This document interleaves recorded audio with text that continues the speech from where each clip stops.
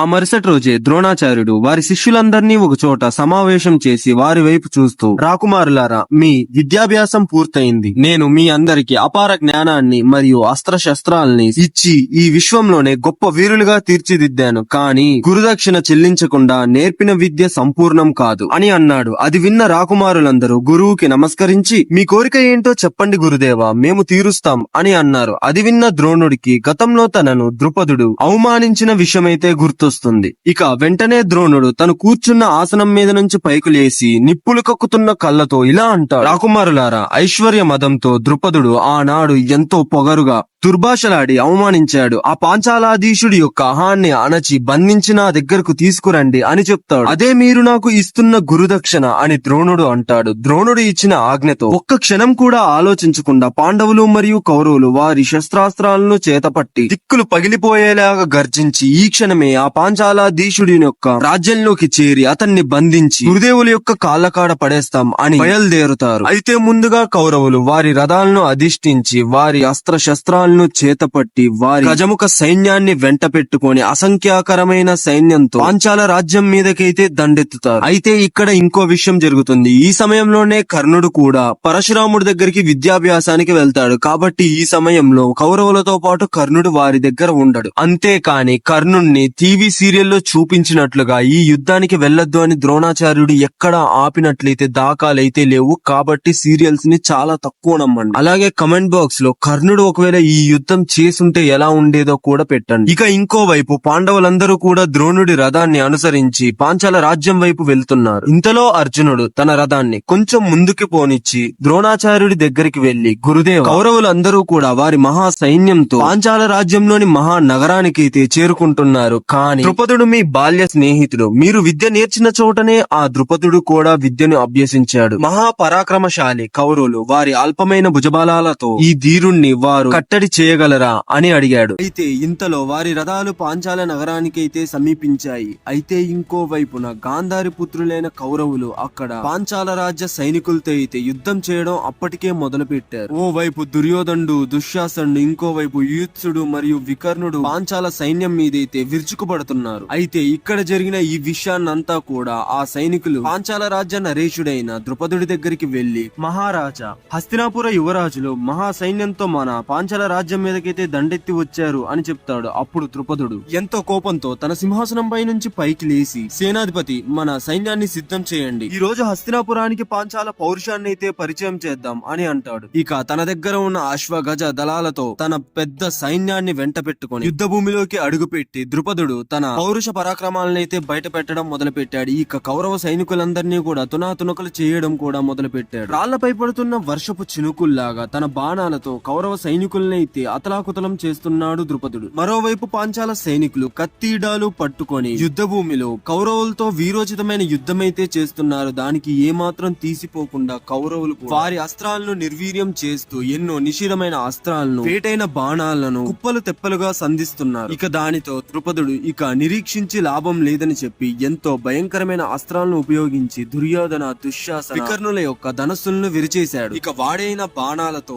కౌరవ సేనపై విరుచుకుపడ్డాడు ద్రుపదుడు. దానితో కౌరవ సేన అంతా కూడా చెల్లా చెదరైపోయింది. ద్రుపదుడి యొక్క పరాక్రమాన్ని చూసి కౌరవ సేన అంతా కూడా వెనకడుగు వేసి పారిపోతున్నారు. ఇక అప్పుడే సమయానికి అర్జునుడు రంగస్థలంలోకి అయితే అడుగు పెట్టాడు. విజృంభించి భయంతో వెనక్కి పారిపోతున్న మహాసేనతో, సైనికులారా, భయపడకండి, మీకు ముందు నేనుంటాను, మీ కళ్ళ ముందే ఆ ద్రుపదుడిని బంధించి తీసుకువస్తాను అని చెప్పి ద్రుపదుడి మీదకైతే యుద్ధానికి వెళ్తాడు ఆ సేన. ఇక ఆ సమయానికి భీముడు అర్జునుడి యొక్క రథం ముందు నిలబడి ఏదో చీమల గుంపుని చెదరగొడుతున్నట్లుగా పాంచాల సైన్యాన్నంతా కూడా చెదరగొడుతూ మదించిన ఏనుగులాగా ఒక్క వేటికి ఒక ఏనుగుని చంపేసుకుంటూ ముందుకు వెళ్లసాగాడు భీముడు. భీముణ్ణి చూసి ఆ సైన్యం అంతా కూడా వణుక్కుంటూ వెనక్కి అడుగైతే వేశారు. ఇక నకుల సహదేవులు అరివీర భయంకరులై అర్జునుడి రథచక్రానికి సైనికుల్లాగా ఉండి పాంచాల సైనికులందరినీ కూడా తరిమి కొడుతూ అరివీరంగా యుద్ధమైతే చేస్తున్నారు. ఇక ఇంకోవైపు అర్జునుడికి సామాన్యమైన సైనికులను హింసించడం ఇష్టం లేక తన బాణ పరంపరని వారి మీద కురిపించి యుద్ధ భూమికి వారిని దూరంగా పంపించారు. కురిపించేశాడు. ఇక కుప్పలు తెప్పలుగా కొన్ని వేల సంఖ్యలో బాణాలనైతే సంధించి అర్జునుడు ద్రుపదుడి యొక్క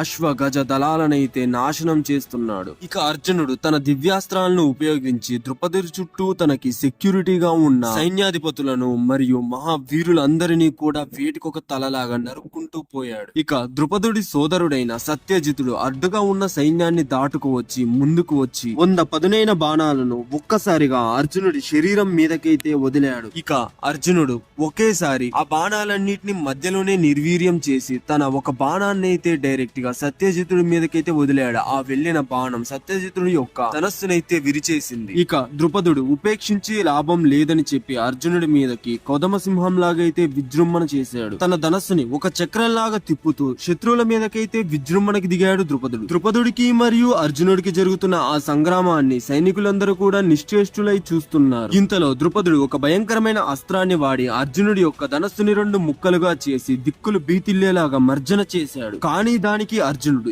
ఏమాత్రం భయపడకుండా ఒక్క వేటులో ద్రుపదుడిని నరికేసే విధంగా తన రథం మీదకైతే దూకేసి అసహాయశీనుడైన ఆ ద్రుపదుడి చేతుల్ని వెనక్కి విరిచేసి తనని బంధించేశాడు. ఇక ద్రుపదుడి సైన్యమంతా కూడా చల్లా చెదరైపోయింది. ఇక ద్రుపదుడిని బంధించి తన రథచక్రం పైభాగానికి కట్టుకొని తనని ద్రోణాచార్యుడి యొక్క కాళ్ళ దగ్గర పడేశాడు అర్జునుడు. అలా పడేసి వినయంగా గురువుకైతే గురుదక్షిణ చెల్లించాడు. ఇక్కడ మనం అర్జునుడి యొక్క వీరత్వాన్ని అయితే ఎప్పటికీ మర్చిపోకూడదు. ఇక ఓడిపోయి నిస్సహాయ స్థితిలో పడి ఉన్న ద్రుపదుణ్ణి చూసి ద్రోణుడు ఎంతో పెద్దగా అని నవ్వి, ఏంటి పాంచాల దీశ అలాగా దీనంగా పడి ఉన్నారు, ఇప్పటికైనా మీ గర్వం అణిగి మేము ఎవరో మీకు జ్ఞాపకం వచ్చామా అని అడిగాడు. ఇక అలాగా ఎన్నో విధాలుగా ద్రోణాచార్యుడు ద్రుపదుణ్ణి అయితే అవమానించి అపహాస్యం చేసి తన కట్టు వదిలి విడిచేశాడు. కానీ ద్రోణాచార్యుడు అనువంతైనా కూడా ద్రుపదుడికి హాని చేయలేదు. ఇంకోవైపు ద్రుపదుడు నాకీ పరాభవం జరగడానికి ద్రోణాచార్యుడే కారణమని తెలిసి తన మీదైతే అమితమైన పగను పెంచుకున్నాడు. ఇక ఈ విధంగా అర్జునుడు ద్రుపదుడిని జయించి ద్రోణుడికి గురుదక్షిణ చెల్లించాడు. ఇంకోవైపు హస్తినాపుర రాజ్యంలో మహారాజైన ధృతరాష్ట్రుడు కౌరవులు మరియు పాండవులు యుక్త వయసుకు రావడం గమనించాడు. వారందరిలో పెద్దవాడు ధర్మరాజు. అదే కాకుండా ఆ రాజ్యంలో ఉన్న ప్రజలందరూ కూడా ధర్మరాజే వారికి రాజుగా కావాలని కోరుకుంటున్నారు. అసలైతే పాండవులు కౌరవులు జన్మించక ముందు ధృతరాష్ట్రుడికి చూపు లేనందువలన తన సోదరుడైన పాండురాజే ఆ రాజ్యానికి రాజుగా ఉండి నలుదిక్కులో ఉన్న రాజ్యాలన్నింటినీ కూడా ఆ రాజ్యానికి సామంత రాజ్యాలుగా చేసి హస్తినాపుర రాజ్య సంపదనైతే పెంచాడు. అలాగా పాండురాజు మరణించిన తర్వాత తన కుమారుడైన ధర్మరాజే ఇప్పుడు న్యాయబద్ధంగా ఈ రాజ్యానికి యువరాజుగా ఉండాలని భావించి ధృతరాష్ట్రుడు ధర్మరాజునైతే హస్తినాపుర మహా సామ్రాజ్యానికి యువరాజుగా ప్రకటించాడు. మనం సీరియల్స్ లో చూసినట్లుగా ధృతరాష్ట్రుడు తన పుత్రులకి రాజ్యం దక్కాలని కుట్ర లాంటివి ఏమీ చేయలేదు. న్యాయబద్ధంగా ధర్మరాజునే యువరాజుగా ప్రకటించాడు. ఇక ధర్మరాజు యువరాజుగా అయిన తర్వాత తనకి అంగరక్షకులుగా భీమార్జునులు మరియు నకుల సహదేవులు ఉన్నారు. ధర్మరాజుపై ఈగ కూడా వాలనివ్వకుండా వారైతే ధర్మరాజుని అనుక్షణం సంరక్షించుకుంటూ ఉన్నారు. తన సోదరులు నలుగురు కూడా నలుదిక్కులా ఉన్న రాజ్యాలన్నిటినీ మళ్లీ హస్తినాపుర రాజ్యానికి సామంత రాజ్యాలుగా చేసి కప్పం ద్వారా మహా సంపదనైతే హస్తినాపురానికైతే తెచ్చి హస్తినాపురంలోని సంపదనైతే ఎన్నో వేల రేట్లు పెంచారు. ఇక గదాయుద్ధంలో భీముణ్ణి ధనుర్విద్యలో అర్జునుణ్ణి కొట్టేవారు లేరన్న విధంగా రాజ్యాన్నైతే ఏలుతూ ఉన్నారు. ఇక పాండవుల యొక్క పేరు ప్రఖ్యాతలను చూసి దుర్యోధనుడైతే ఎంతగానో కుళ్ళిపోతున్నారు. తన తండ్రి తనను కాకుండా మరొకడిని హస్తినాపుర యువరాజుగా ప్రకటించాడని మనోవేదనతో కుమిలిపోతున్నాడు. ఇక ఆ అంతర్మదనంతో తన మందిరంలో కూర్చొని ఉండగా వెనక నుంచి ఒక చేయి తన భుజం మీద పడింది. వెనక్కి తిరిగి చూడగానే అక్కడ సహజ కవచ కుండలాలతో కర్ణుడైతే నిలబడి ఉన్నాడు. కర్ణుడు, భయపడకు మిత్రమా, నేను వచ్చా కదా, ఇప్పుడు ఆ పాండవుల్ని మనతో యుద్ధానికి దిగమను. ఒంటి చేత్తో పాండవులందరినీ గెలిచి నిన్ను ఈ విశ్వం మొత్తానికే రాజుగా ప్రకటిద్దాం అని అంటాడు. ఇక ఆ మాటలు విన్న దుర్యోధనుడు ఎంతగానో సంతోషపడి మురిసిపోతూ ఉంటాడు. ఎప్పటికైనా గుర్తుంచుకోవాల్సింది ఒకటే, కర్ణుడు ఎంత వీరుడో అర్జునుడు కూడా అంతే వీరుడు. ఒకరు తక్కువ కాదు, ఒకరు ఎక్కువ కాదు. ఆ విషయానికి వస్తే భుజబలంలో కర్ణుడే అర్జునుడి మీద ఒక పైన ఉంటాడని చెప్పడంలో ఏ మాత్రం వెనకాడలేం. దానికి ఎన్నో రుజువులు కూడా ఉన్నాయి. ఈ సీరియల్స్ చూసి అర్జునుడు గొప్ప కర్ణుడు గొప్ప అనకండి. నిజమైన వ్యాస భారతాన్ని చదివి మహాభారతంలోని నిజాలు తెలుసుకోండి. వీడియో నచ్చితే లైక్, షేర్, సబ్స్క్రైబ్ చేసుకుని అయితే అస్సలు మర్చిపోకండి. ఛానల్లో ఇంట్రెస్టింగ్ వీడియోస్ చాలా ఉన్నాయి. అర్జెంట్ గా వెళ్ళి ఎక్స్ప్లోర్ చేయండి.